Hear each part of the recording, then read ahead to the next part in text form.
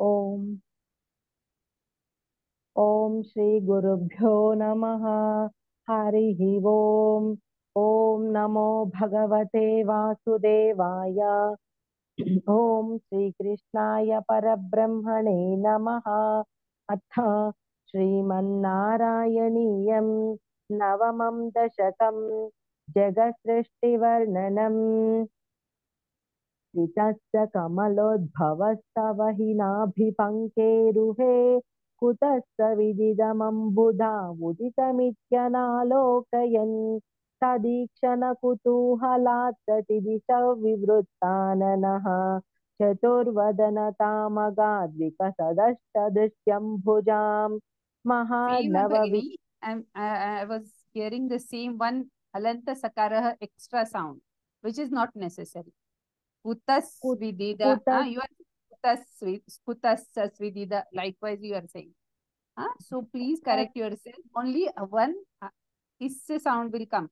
Kutas vidida. Okay. कुतस्विदिदमम्बुधा उदितमित्यनालोकयन् तदीचन कुतूहलात् प्रतिदिशौ विवृत्ताननः चतुर्वदनतामगाद्विक कसादष्ट कसाद कसदश् चतुर्वदनतामगाद्विकसदष्टदृश्यम्भुजाम्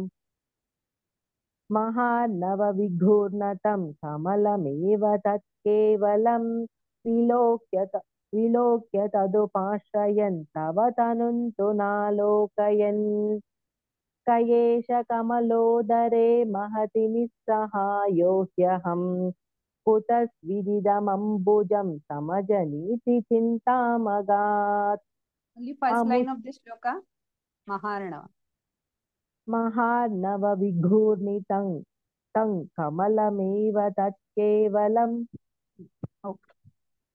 अमुष्य हि सरोरुहः किमपि कारणं सम्भवेत् इति स्म कृतनिश्चयः स खलु नालरन्ध्राद्वना स्वयोगबलविद्यया समवरूढवान् प्रौढधीः त्वदीयमतिमोहनं न तु कलेबरं दृष्टवान् ततः सकलनालिका विवरमार्गगो मार्गयन् प्रयस्य शतवत्सरं किमपि नैव सन्दृष्टवान् निवृत्य कमलोदरे सुखनिषन्नकेकाग्रधीः समाधिबलमादधे भवदनुग्रहैकाग्रही शतेन परिवत्सरैर्दृढसमाधिबन्धोल्लसत् प्रबोधविशुद्धीकृतः स खलु पद्मिनी सम्भवः अदृश्यचरमद्भुतं तव हि रूपमन्तदृशा व्यचष्ट परितुष्टधीर्भुजगभोगभागाश्रयम् First two lines. Shatena parivat. शतेन परिवत्सरैर्दृढसमाधिबन्धोल्लसत्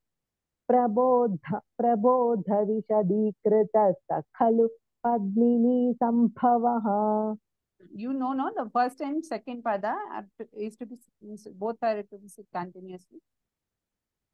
Bandholasat prabodha vishadikritas sakhalu. Okay. Don't take pause okay after. Okay okay भगिनि Bandholasat. No pause after that.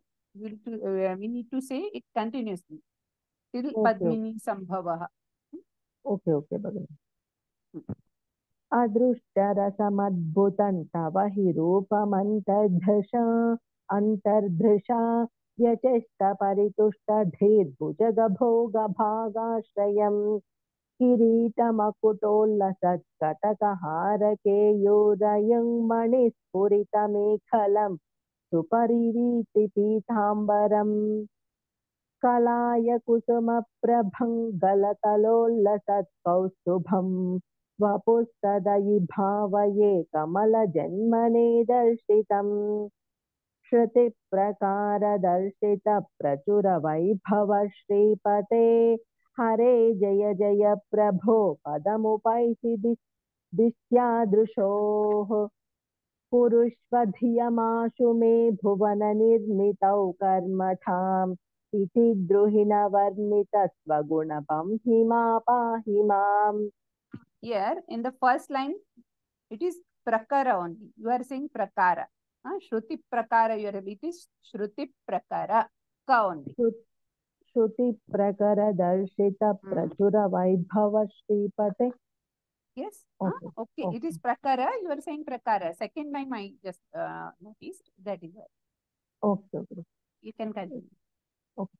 लभस्व भुवनत्रयी रचन दक्षतामक्षताम् गृहाणमदनुग्रहं कुरु तपश्च भूयो विधे भवत्व किल साधनी मयि च भक्तिरत्युत्कटे युदीर्य गिरमादधा मुदितचेतसौ वेधसम्. Third and fourth line one more time. भवत्व किल साधनी मयि च भक्तिरत्युत्कटे युदीर्य गिरमादधा मुदितचेतसौ वेधसम्. That the half part of the third pada and half part of the fourth pada is to be said continuously, Bhagini. Okay. That means bhavatva khila sadhani. After that you can take the pause. But from maicha bhakti ratyutkate tyudirya girama dadha. Till that point girama dadha, there is no pause. So we need to say this much continuously. Okay. Are you getting? भवत्व किल साधनी मयि च भक्तिरत्युत्कटे त्युदीर्य गिरमादधा मुदितचेतसौ वेधसम्. But te is dirgha, so we can elongate it. Bhaktirat मयि च भक्तिरत्युत्कटे त्युदीर्य गिरमादधा मुदितचेतसं likewise. Okay. Can we continue with next sloka? Yes, please. क्षतं कृततपास्ततः खलु दिव्य संवत्सरान् अवाप्य च तपोबलं मतिबलं च पूर्वाधिकम् उदीक्ष्य किल कम्पितं पयसि पङ्कजवायुना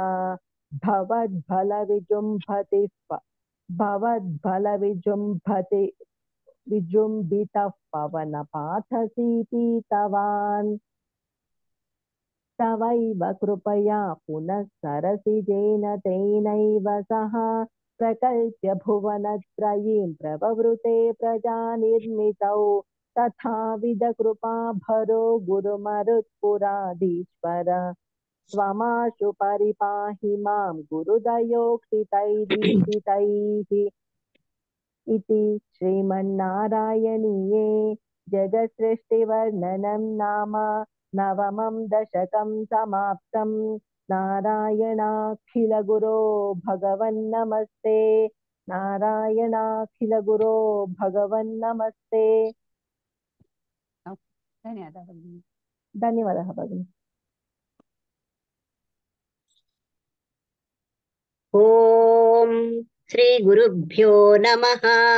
हरिः ओम. ओम नमो भगवते वासुदेवाय. ओम श्री कृष्णाय परब्रह्मणे नमः.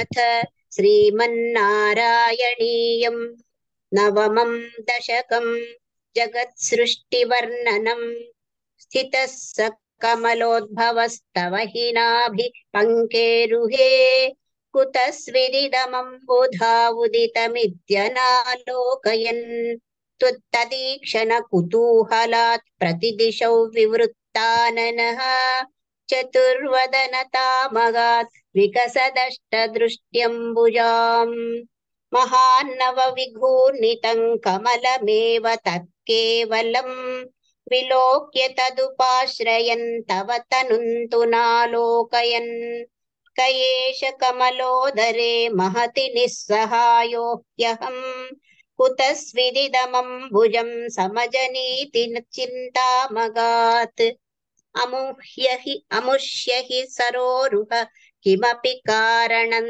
सम्भवेत् इति स्म कृतनिश्चयः स खलु नालरन्ध्राध्वना स्वयोगबलविद्यया समवरूढवान् प्रौढधीः त्वदीयमतिमोहनं न तु कळेबरं दृष्टवान् ततः सकलनालिका विवरमार्ग गोमार्गयन् प्रयस्य शतवत्सरन् किमपि नैव सन्दृष्टवान् निवृत्य कमलोदरे सुखनिषण्ण एकाग्रदीः समाधिबलमादधे भवदनुग्रहैकाग्रही शतेन परिवत्सरैर्दृढसमाधिबन्धोल्लसत्प्रबोध विशदीकृतः स खलु पद्मिनी सम्भवः अदृष्टचरमद्भुतं तव हि रूपमन्तर्दृशा व्यचष्ट परितुष्टधीर्भुजगभोग भागाश्रयम् किरीटमकुटोल्लसत्कटकहारकेयूरयुं मणिस्फुरितमेखलं सुपरिवीतपीताम्बरम् कलाय कुसुमप्रभं गलतलोल्लसत्कौस्तुभं वपुस्तदयि भावये कमलजन्मने दर्शितम् श्रुतिप्रकरदर्शित प्रचुरवैभव श्रीपते हरे जय जय प्रभो पदमुपैषि दिष्ट्यादृशोः कुरुष्व धियमासु मे भुवन निर्मितौ कर्मठाम् इति द्रुहिणवर्णित स्वगुणबंहिमा पाहि माम् लभस्व भुवनत्रयी रचनतक्षतामक्षताम् गृहाणमदनुग्रहं कुरु तपश्च भूयो विधे भवत्वखिल साधनी मयि च भक्तिरत्युत्कटेत्युदीर्य गिरिमा दधामुदितचेतसौ वेधसम् शतं कृततपास्ततः स खलु दिव्य संवत्सरान् अवाप्य च तपोबलं मतिबलं च पूर्वाधिकम् उदीक्ष्य किल कम्पितं पयसि पङ्कजौ वायुना भवद्बलविजृम्भितः पवनपाथसि पीतवान् तवैव कृपया पुनः सरसिजेन तेनैव सह प्रकल्प्य भुवनत्रयीं प्रववृते प्रजा निर्मितौ तथाविध कृपाभरो गुरुमरुत्पुराधीश्वर त्वमाशु परिपाहि मां गुरुदयोक्षितैरीक्षितैः इति श्रीमन्नारायणीये जगत्सृष्टिवर्णनं नाम नवमं दशकं समाप्तम् नारायणाखिलगुरो भगवन्नमस्ते नारायणाखिलगुरो भगवन्नमस्ते Bhagini, fourth shloka, will you please recite one more time? What am I fourth sloka? Yeah, fourth. ततः सकलनालिका विवरमार्ग गोमार्गयन् प्रयस्य शतवत्सरन् किमपि नैव सन्दृष्टवान् निवृत्य कमलोदरे सुखनिषण्ण एकाग्रधीः समाधिबलमादधे भवदनुग्रहैकाग्रही Then fifth shloka, first two lines. शतेन परिवत्सरैर्दृढसमाधिबन्धोल्लसत्प्रबोधविशदीकृतः स खलु पद्मिनी सम्भवः Yes, sixth shloka, first line. किरीटमकुटोल्लसत्कटकहार केयूरयुं मणिस्फुरितमेखलं सुपरिवीतपीताम्बरम् The yung manispurita, that is continuous, Bhagini. Okay. किरीटमकुटोल्लसत्कटकहार केयूरयुं मणिस्फुरितमेखलं सुपरिवीतपीताम्बरम् Correct. Now seventh shloka, third and fourth line. श्रुतिप्रकरदर्शित प्रचुरवैभव श्रीपते हरे जय जय प्रभो पदमुपैषि दिष्ट्यादृशोः कुरुष्व धियमाशु मे भुवन निर्मितौ कर्मठाम् इति द्रुहिणवर्णित स्वगुणबंहिमा पाहि माम् Eighth shloka, fourth line. भवत्वखिल साधनी मयि च भक्तिरुच्युत्कटेत्युदीर्य गिरिमा ददा मुदितचेतसौ वेधसम्. गिरिमा दधा, no, it is girama dadha. Oh, Round. sorry. Okay. भक्तिरुच्युत्कटेत्युदीर्य गिरमा ददा मुदितचेतसौ वेधसम्. Yes. And ninth shloka, third and fourth ones. तवैव कृपया पुनः सरसिजेन तेनैव Ninth shloka, Bhagini. Third and fourth. शतं कृततपास्ततः स खलु दिव्यसंवत्सरान् अवाप्य च तपोबलम् अतिबलं च पूर्वाधिकम् उदीक्ष्य किल कम्पितं पयसि पङ्कजौ वायुना भवद्बलविजृम्भितः पवनपाथसी पीतवान्. धन्यवादः भगिनी. ओके, नमस्ते.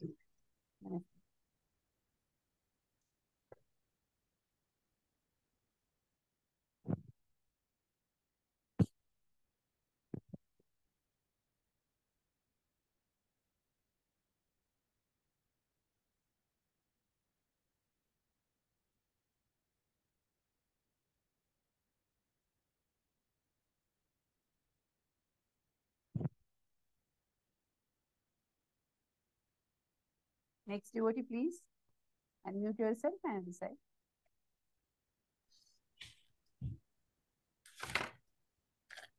ॐ नमो भगवते वासुदेवाय. ॐ श्रीकृष्णाय परब्रह्मणे नमः. अथ श्रीमन्नारायणीयं नवमं दशकं जगत्सृष्टिवर्णनम्. स्थितः स कमलोद्भवस्तव हि नाभिपङ्केरुहे कुतस्विदिदमम्बुधा उदितमित्यनालोकयन् तदीक्षण कुतूहलात् प्रतिदिशौ विवृत्ताननः चतुर्वदन तामगाद् विकसदष्टदृष्ट्यम्बुजाम् महार्णवविघूर्णितं कमलमेव तत्केवलम् विलोक्य तदुपाश्रयन् तव तनुन्तु नालोकयन् कयेष कमलोदरे महति निस्सहायोऽख्यकम् कुतस्विदिदमम्बुजं समजनीति चिन्तामगात् अमुष्य हि सरोरुह किमपि कारणं सम्भवेत् इति स्म कृतनिश्चयः स खलु नालरन्ध्राध्वना स्वयोगबलविद्यया समवरूढवान् प्रौढधीः त्वदीयमतिमोहनं न तु कलेबरं दृष्टवान् ततः सकलनालिका विवरमार्गगोमार्गयन् प्रयस्य शतवत्सरं किमपि नैव सन्दृष्टवान् निवृत्य कमलोदरे सुखनिषन्नयेकाग्रधीः समाधिबलमादधे भवदनुग्रहैकाग्रही शतेन परिवत्सरैर्दृढसमाधिबन्धोल्लस प्रबोध विशदीकृत स खलु पद्मिनी सम्भवः अदृष्टचरमद्भुतं तव हि रूपमन्तर्दृशा व्यचष्ट परितुष्टधीर्भुजगभोग भागाश्रयम् किरीटमकुटोल्लसत्कटकहार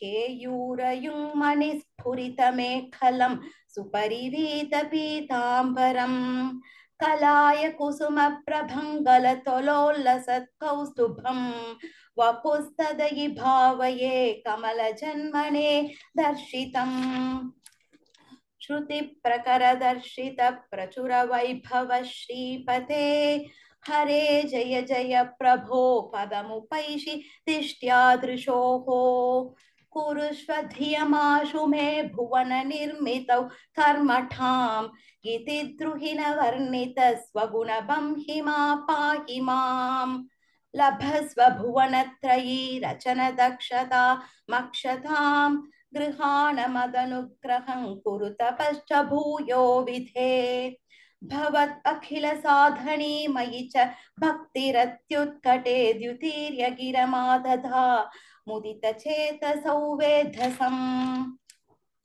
शतं कृततपास्ततः सकलु दिव्य संवत्सरान् अवाप्य च तपोबलं मतिबलं च पूर्वाधिकम् उदीक्ष्य किल कंपितं पयसि पंकजौ वायुना भवद्बलविजृम्भितः पवन पार्थसी पीतवान् तवैव कृपया पुनः सरसिजेन तेनैव सह प्रकल्प्य भुवनत्रयीं प्रववृते प्रजानिर्मितौ तथाविध कृपाभरो गुरुमरुत्पुराधीश्वर त्वमाशु परिपाहि मां कुरु दयोक्षितैरीक्षितैः इति श्रीमन्नारायणीये जगत्सृष्टिवर्णनं नाम नवमं दशकं समाप्तं नारायणाखिलगुरो भगवन्नमस्ते नारायणाखिलगुरो भगवन्नमस्ते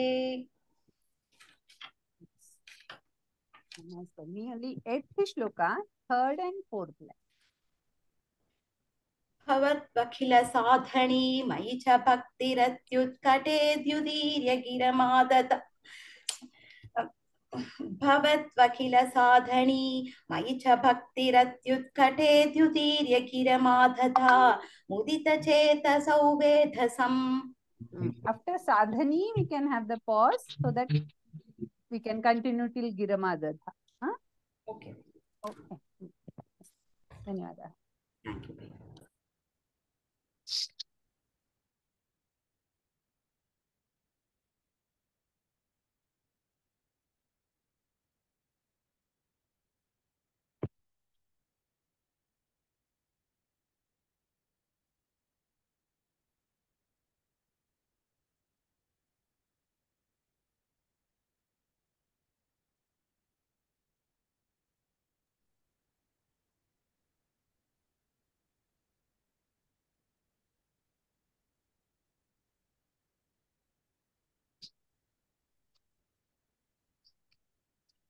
Next devotee, please. Unmute and decide. ओम श्री गुरुभ्यो नमः हरि ओम ओम नमो भगवते वासुदेवाय ओम श्री कृष्णाय परब्रह्मणे नमः अथ श्रीमन्नारायणीयं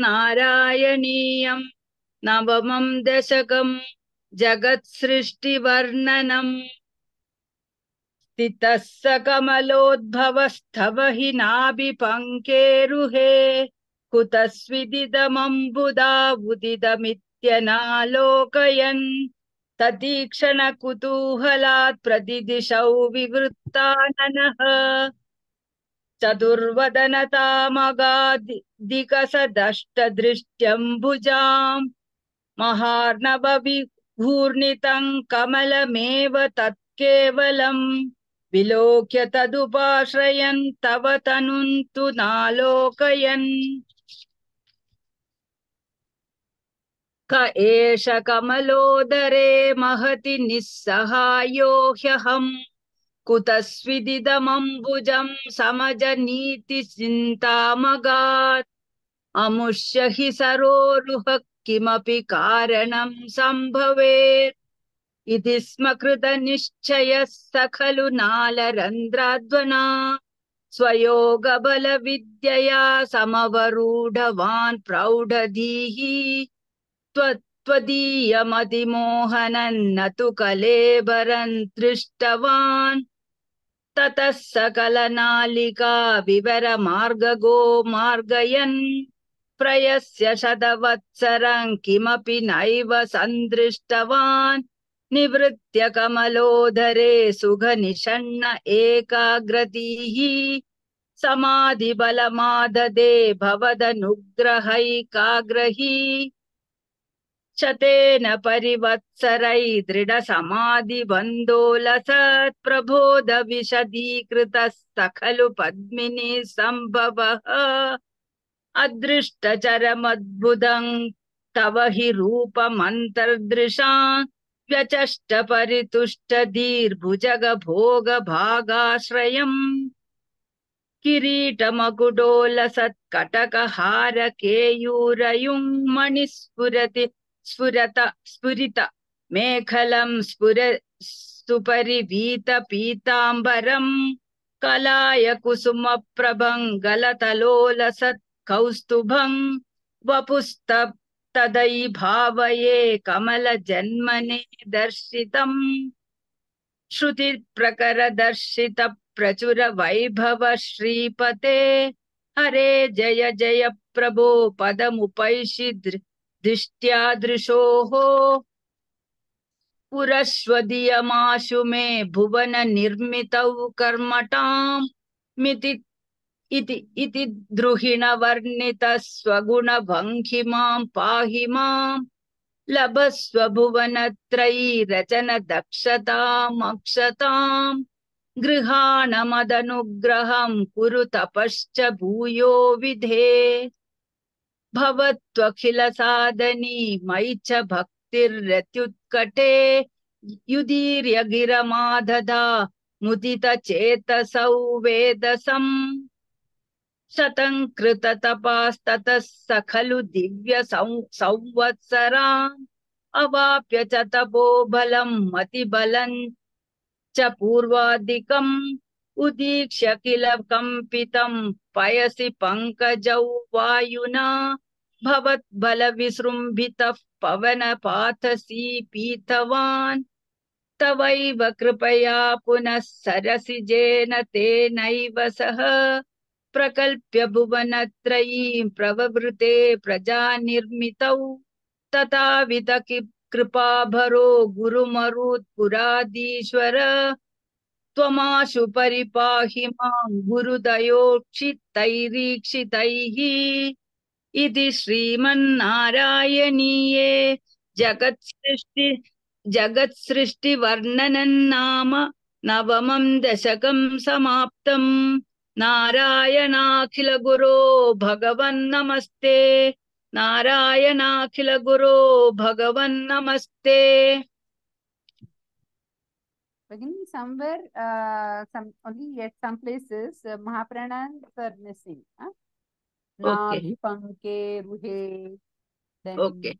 in the fourth shloka, ekagradhihi. Okay. And I'll ask you to recite the third and fourth line of seventh shloka. Or seventh sloka. कुरुष्वधियमाशु मे भुवन निर्मितौ कर्मठाम् इति द्रुहिण वर्णित स्वगुण भङ्गिमां पाहि माम् Bamhimam no. Bamhima pahimam. Bamhima pahi mam. Okay. There is not extra ma. Okay. Bamhimam you are saying. Bamhima pahi mam. Bamhima pahi mam. Yes. And even Kurushva also you said something else, but now it is corrected by you only. Okay. Then 8th shloka, 3rd and 4th line. 8th shloka. भवत्वखिल साधनी मयि च भक्तिर्रत्युत्कटे युदीर्य गिरमादधा मुदित चेतसौ वेदसम्. Here that the Maicha from that to Giramadadha need to be said continuously. So that we can have the pause after sadhani. Means Bhavatvakila sadhani Maicha bhaktiratyutkate yudirya giramadadha. Again pause, then mudita chetasam vedhasam we can do like that. Okay. But after bhakti ratyutkate continuously tudira giramadadha. Okay. And 9th shloka, 4th line.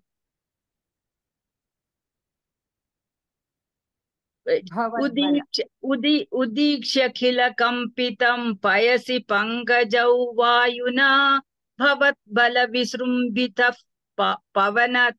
पवन पाथसी पीतवान्. Vijrumbhita. You are saying. Okay. Correct, Bani. Dhanyawada. Thank you.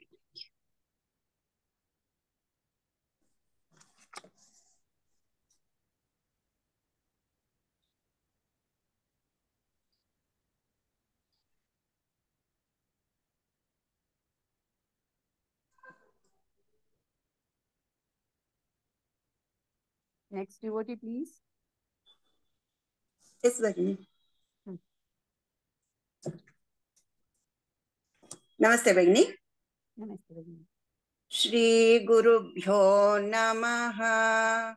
Om Namo Bhagavate Vasudevaya. Om Shri Krishnaya Parabrahmane Namaha.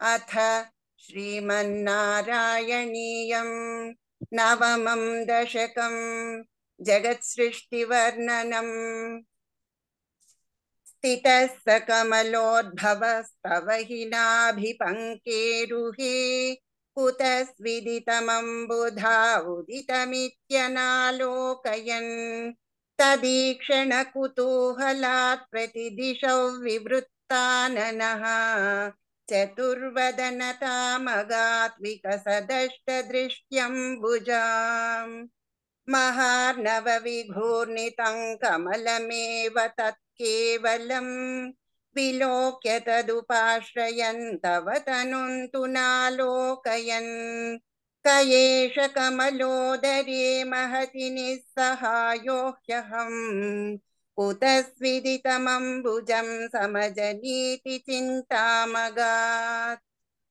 अमोष्य हि सरोरुहः किमपि कारणं सम्भवेत् इति स्म कृतनिश्चयः स खलु नालरन्ध्राद्वना स्वयोगबलविद्यया समवरूढवान् प्रौढधीः त्वदीयमतिमोहनन्तु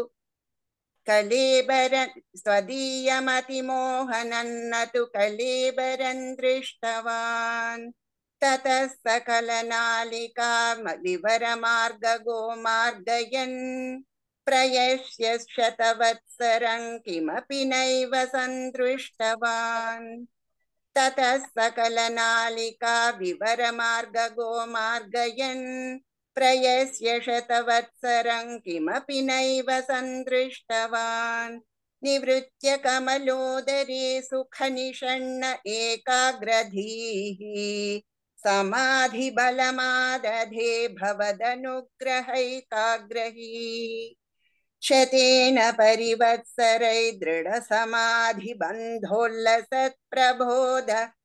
प्रबोध विशदीकृतः स खलु पद्मिनी सम्भवः अदृष्टचरमद्भुतं तव हि रूपमन्तर्दृशा व्यचष्ट परितुष्टधीर्भुजगभोग भागाश्रयम् किरीटमकुटोल्लसत्कटकहार केयूरयुं मणिस्फुरितमेखलं सुपरिवीतपीताम्बरम् कलाय कुसुमप्रभं कलतलोल्लसत्कौस्तुभम् वपुस्तदयि भावये कमलजन्मने दर्शितम् श्रुतिप्रकरदर्शितप्रचुरवैभव श्रीपते हरे जय जय प्रभो पदमुपैषि दिष्ट्यादृशोः कुरुष्व धियमाशु मे भुवन निर्मितौ कर्मठाम् इति द्रुहिणवर्णित स्वगुणबंहिमा पाहि माम् लभस्व भुवनत्रयी रचनं दक्षतामक्षताम् गृहाणमदनुग्रहं कुरु तपश्च भूयो विधे भवत्वखिल साधनी मयि च भक्तिरत्युत्कटेत्युदीर्य गिरमादधा मुदित चेतसौ वेधसम् शतं कृततपास्ततः स खलु दिव्य संवत्सरान् अवाप्य च तपोबलम् अतिबलं च पूर्वाधिकम् उदीक्ष्य किल कंपितं पयसि पंकजौ वायुना भवद्बलविजृम्भितः पवनपाथसि पीतवान् तवैव कृपया पुनः सरसिजेन तेनैव सह प्रकल्प्य भुवनत्रयीं प्रववृते प्रजानिर्मितौ तथाविध कृपाभरो गुरुमरुत्पुराधीश्वर त्वमाशु परिपाहि मां गुरुदयोक्षितैरीक्षितैः इति श्रीमन्नारायणीये जगत्सृष्टिवर्णनं नाम नवमं दशकं समाप्तम्। नारायणाखिल गुरो भगवन्नमस्ते। नारायणाखिल गुरो भगवन्नमस्ते। Very nice, Bhagini. Nice. धन्यवाद। धन्यवादः.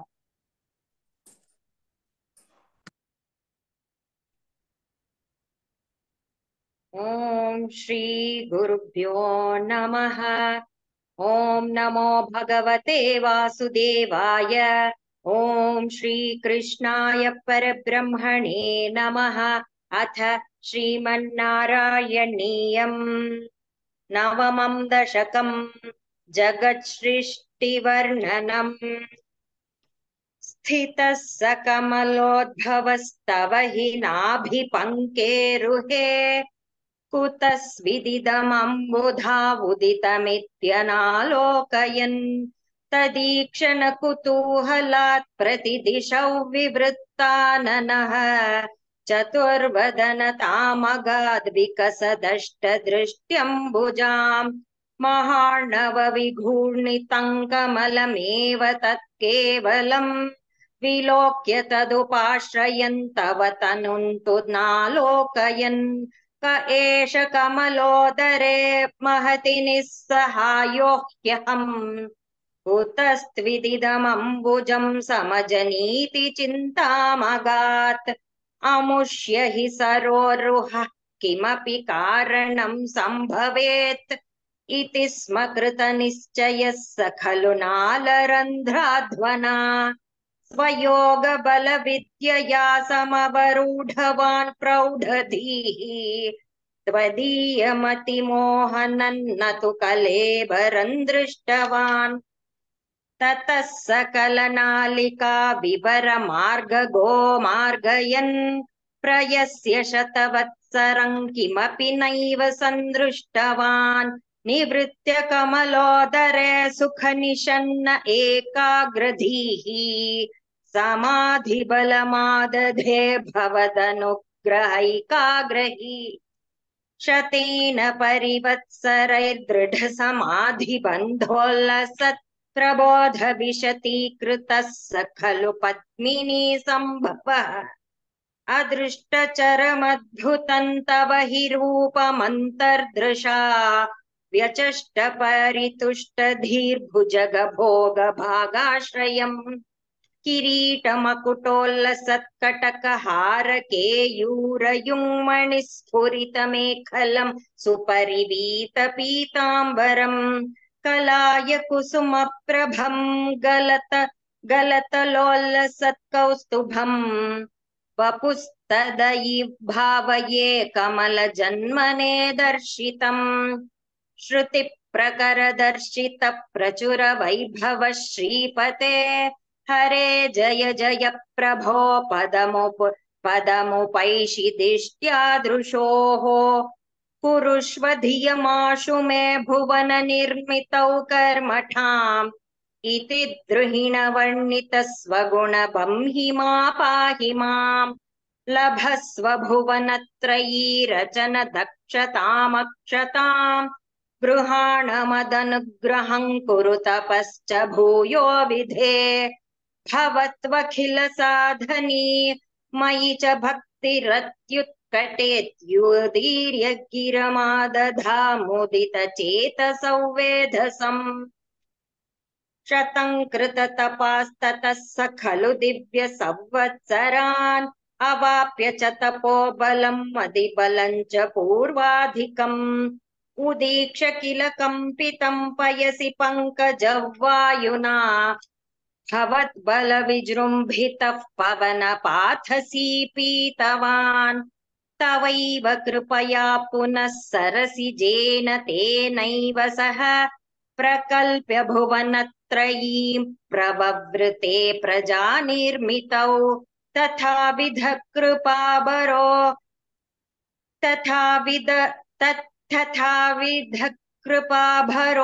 गुरुमरुत्प्राप्तोऽसौ पुराधीश्वर त्वमाशु परिपाहि मां गुरुदयोक्षितैरीक्षितैः इति श्रीमन्नारायणीये जगत्सृष्टिवर्णनं नाम नवमं दशकं समाप्तं।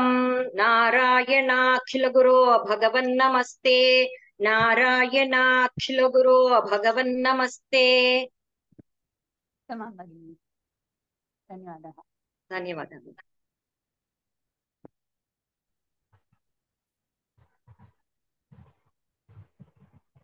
नमस्ते भगिनी। नमस्ते भगिनी।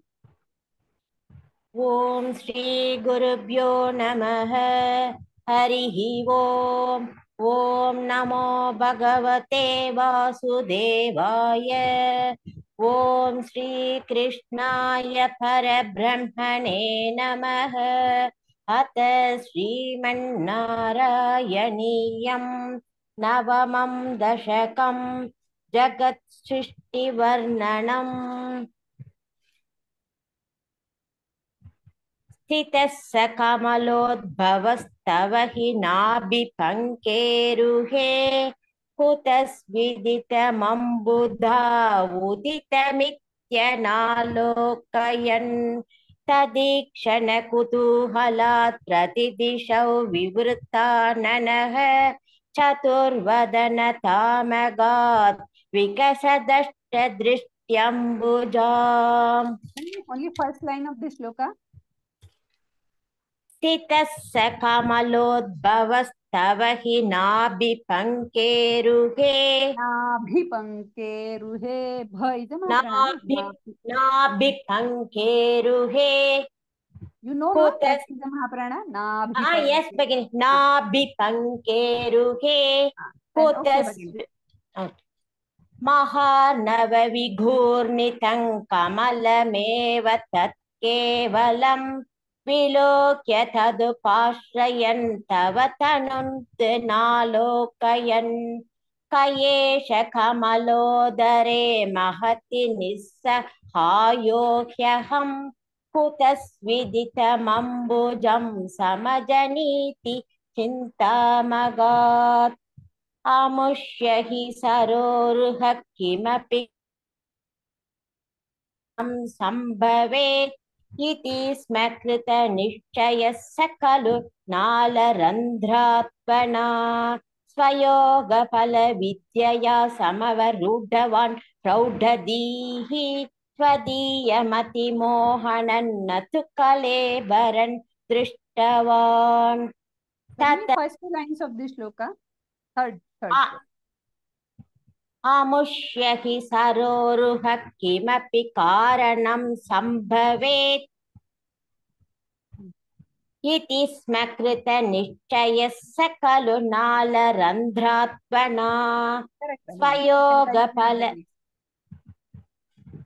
ततः सकलनालिका विवरमार्गगो मार्गयन् प्रयस्य शतवत्सरं किमपि नैव सन्दृष्टवान् निवृत्य कमलोदरे सुखनिषण्ण एकाग्रधीः समाधिफलमादधे भवदनुग्रहैकाग्रही शतेन परिवत्सरै दृढसमाधिबन्धोल्लसत् प्रबोधविशदीकृतः स खलु पद्मिनी सम्भवः अदृष्टचरमद्भुतं तव हि रूपमन्तर्दृशा व्यचष्ट परितुष्टधीर्भुजग भोगभागाश्रयम् किरीटमकुटोल्लसत्कटकहारकेयूरयुङ्मणिस्फुरितमेकलं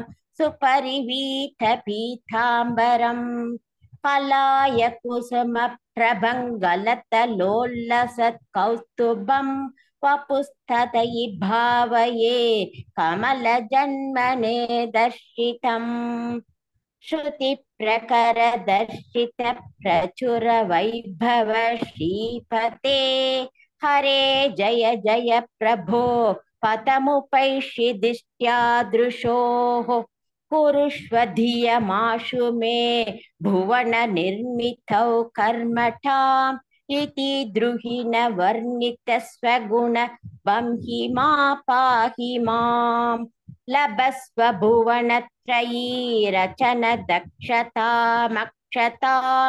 गृहाण मदनुग्रहं कुरुत पश्च भूयो विदे भवत्वकिल साधनी मयि च भक्तिरत्युत्कटेत्युदीर्य गिरमादथा मुदितसेतसौ वेदसम् शतं कृत तपस्ततः स खलु दिव्य संवत्सरान् अवाप्य च तपो बलं मदिबलं च पूर्वाधिकम् उदीक्ष्य किल कम्पितं पयसि पङ्कजौ वायुना भवत्फलविजृम्भितः पवनपातसी पीतवान् तवैव कृपया पुनः सरसिजेन तेनैव सह प्रकल्प्य भुवनत्रयीं प्रववृते प्रजा निर्मितौ तथा विद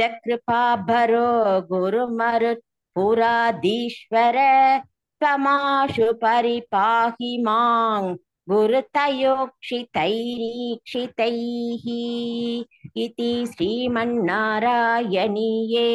जगत्सृष्टिवर्णनं नाम नवमं दशकं समाप्तं नारायणा अखिल गुरो भगवन्नमस्ते नारायणा अखिल गुरो भगवन्नमस्ते